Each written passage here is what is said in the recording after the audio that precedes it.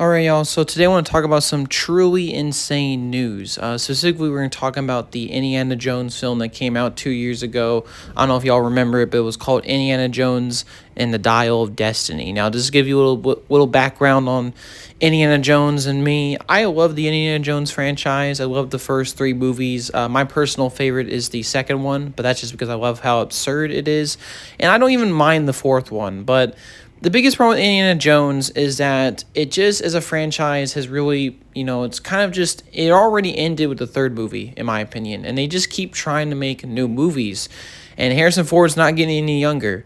I fully support a TV series with a new actor. I fully support comics, video games, which I think is where Indiana Jones at this point really strives.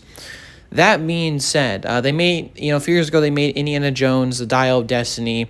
It was an okay movie. It had a lot of problems. I personally didn't love it, really. I saw it when it came out on streaming. Now, a crazy thing was that the reported budget of this movie was already 300-something million.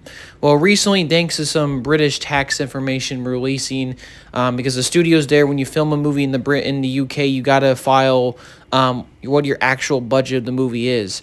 And they filed the budget, Lucasfilm and Disney, for this movie as a eye-watering $419 million for an Indiana Jones movie, which, in my opinion, is way too absurd.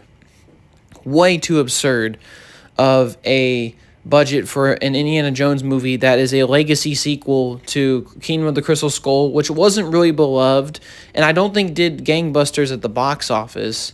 And it just crazy to me. In my opinion, they're spending way too much on modern blockbusters these days. Why does Indiana Jones need a $400 million budget? This is like a legacy sequel. Harrison Ford's old. All the actors here are brought in. It really shouldn't be that expensive. There's not really any A-listers besides Harrison Ford in the cast. And, the visual effects, I guess there was that 30-minute, uncanny young Harrison Ford part of the movie that drove the budget. But that's one of the few parts of that movie that really could have been cut down. It did not need to be 30 minutes long. And, of course, it had that horrendous female character that was, related to Indiana Jones in it. Horrendous. Ruined the whole movie for me, in my opinion.